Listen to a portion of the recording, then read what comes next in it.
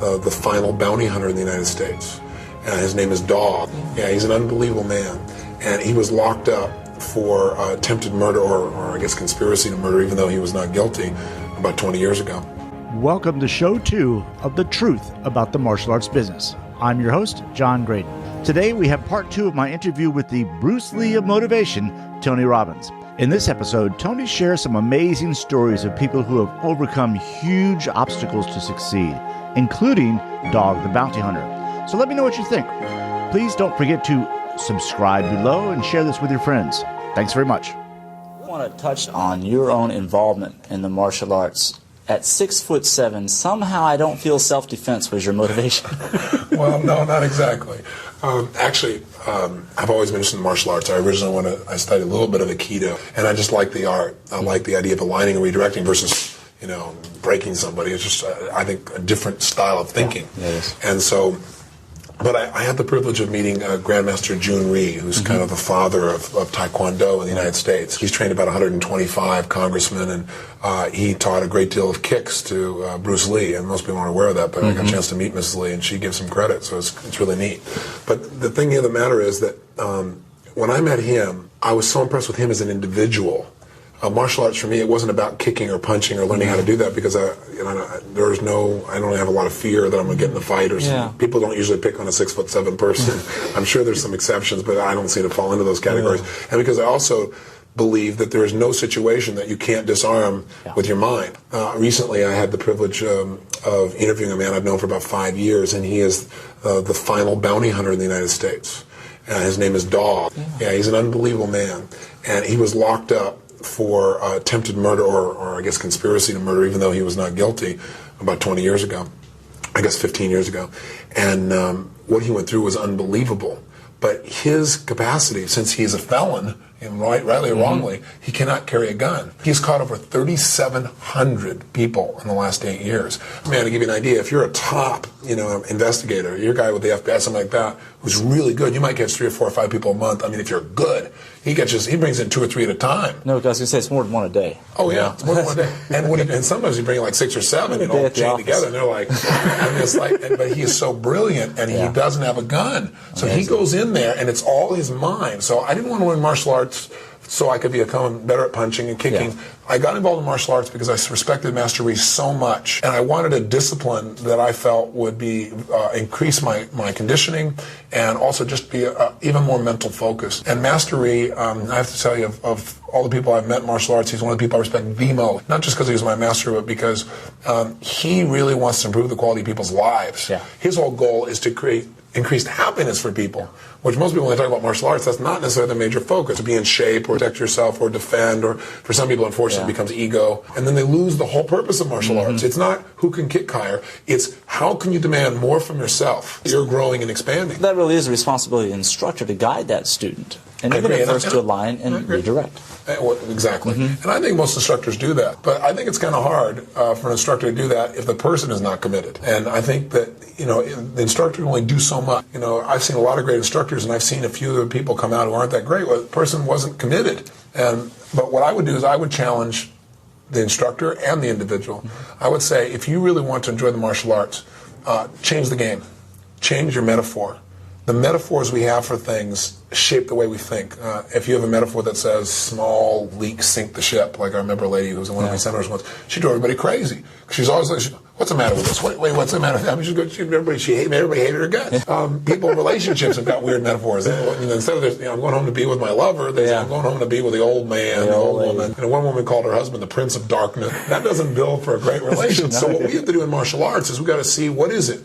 Is martial arts for you a dance? Is it a war? I think if it's a war, you got the wrong metaphor. Is it a discipline? What is it? And we all have our own metaphors, but we need to find out what the metaphor is that makes us every day want to go out and hold ourselves to a higher level and enjoy the process, not just hold ourselves to levels so we're so damn disciplined. What we need to do is make sure that martial arts give us joy. Yeah. So with Master Rhee, I really have experienced that throughout the years. I've experienced great joy. Now, I made the mistake that I think some people do. I wanted to go do my black belt, and I want to do it in the record record time, and just, show people what could be done, because I built my career on going to the Army and saying, give me anything you guys do, I'll cut the training time in half and increase the comp at CIA, and I succeeded every time. So a lot of my identity and ego was caught up in that. So I did it. I did it in 8.5 months, and he brought in people from other schools to make sure, man, there was no question that I was where it was, that he didn't give me any favorites and stuff. And I was real intense about it. But, I overtrained, and I injured myself. And it's like, you've got to make sure that you understand that what we're doing this for is a variety of things. But you better make sure you're healthful in the process. Because I know a lot of guys that are fit, but they're not healthy. Jim Fix, the runner, he was fit. He's also dead. He died on the run. Fitness is strength, intensity, the ability in an instant to do something. But health is the balance of the mind, the emotion, the spirit, the biochemistry, all together working together in a way that allows you to continuously do that. And I think that as a martial artist, we have a responsibility to ourselves, as well as hopefully as role model, to show people that you don't have to become a fanatic to love what you do, be the best at what you do, that your life can be balanced, that you can be a totally committed martial artist who commits your time and energy there, but you're out in the community making a difference at Thanksgiving. Or you're out there touching other people's lives who aren't into martial arts. I think a lot of people make what we do into like a cult. And I think that hurts us. Because then people say, oh man, I don't want to do martial arts because to do that, I got to change my identity. I know from my experience that a lot of our viewers are out there thinking, boy, karate looks neat. I really need to get in shape. I've been thinking about doing karate since I was a kid. But they procrastinate. They put it off. They have certain fears. How would you address that?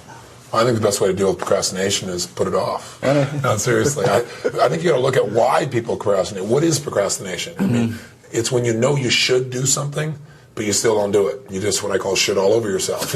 Over and over again. You say, I should, but you don't do it. You don't follow through.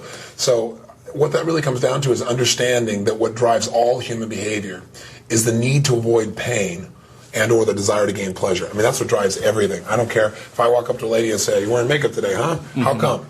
Why'd you put on the makeup? Do you love the process of putting this crap on? I doubt it, right? But instead, what you'll say is, well, it makes me feel good. That's right. It gives you pleasure. Why does it make you feel good? Well, I don't know. I feel more attractive, or I feel other people are more attracted to me.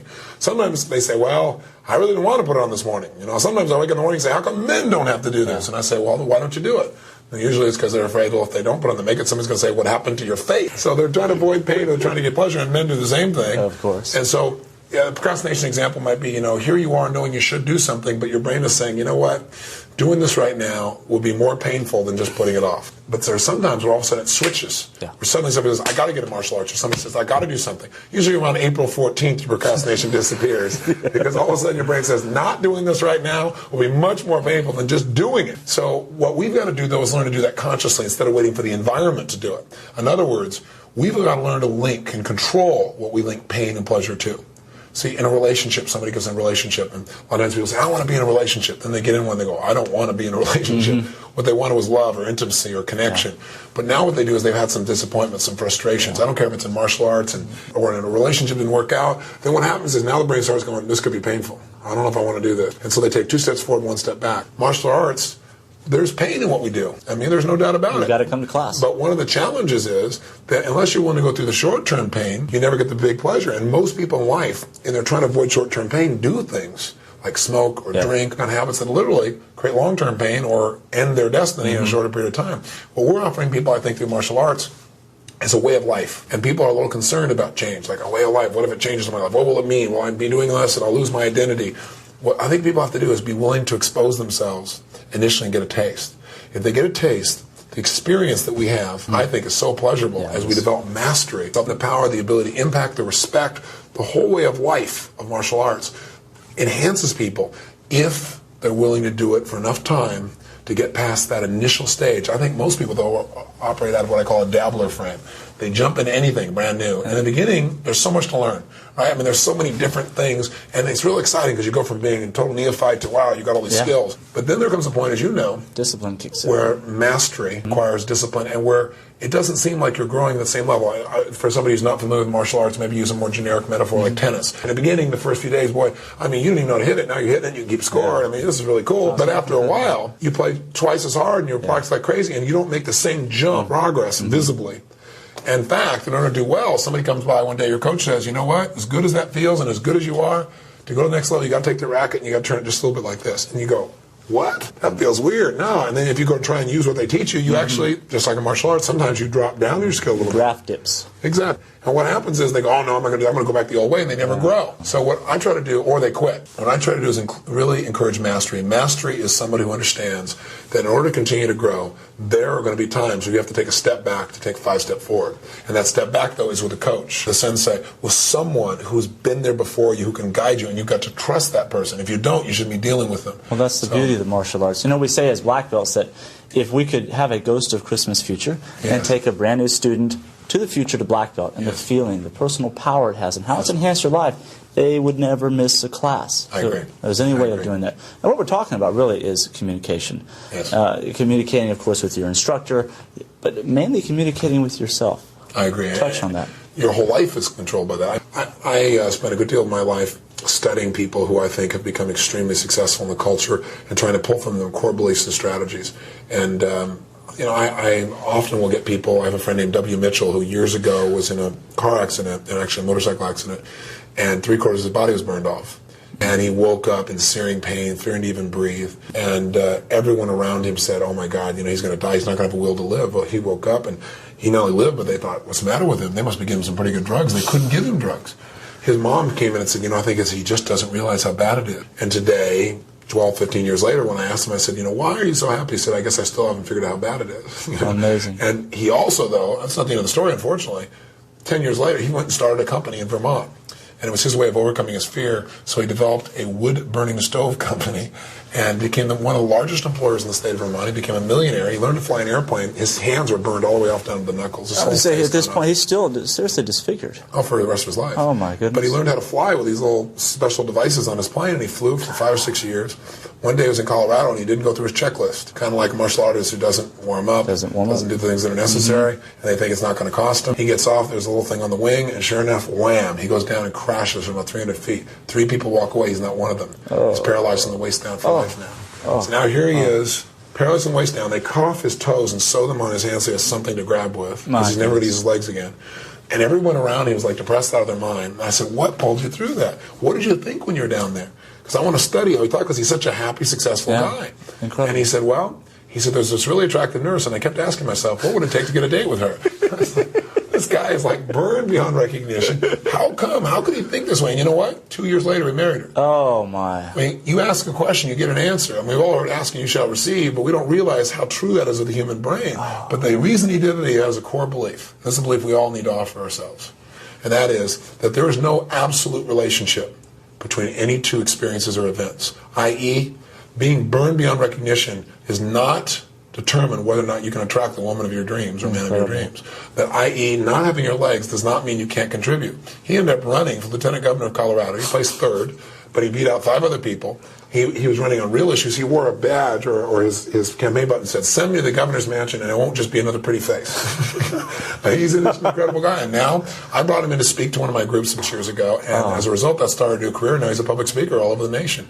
So we need to realize, the theme of my book is Awaken the Giant Within. We need to realize we've got the power inside to do whatever we want. But what we have to do is make some decisions.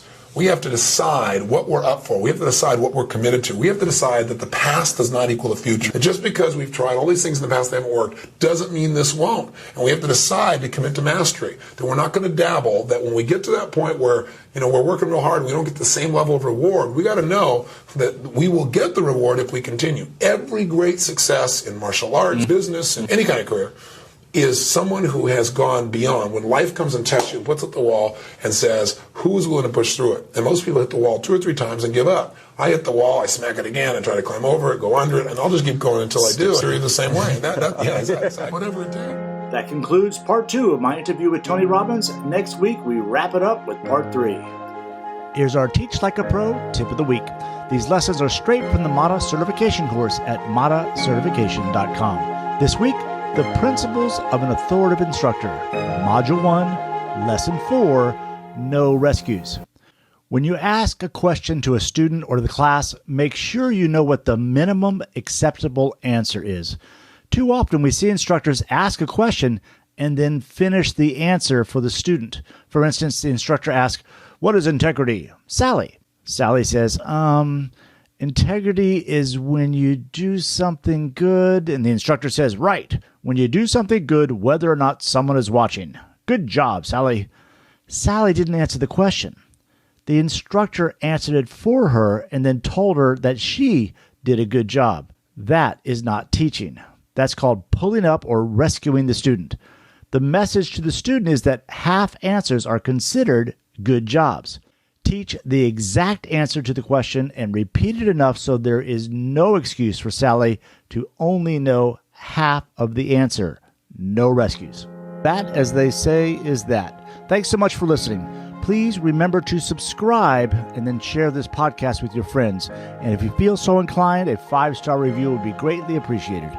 You can always email me at john@johngraydon.com or click the start recording button to send me an audio message that I can share in a future podcast. A very special thank you to Pasco EDU Smart Start, Cobra Defense Systems, and Sports and Fitness Insurance for their sponsorship. Thanks very much. I hope you'll join us on the next episode.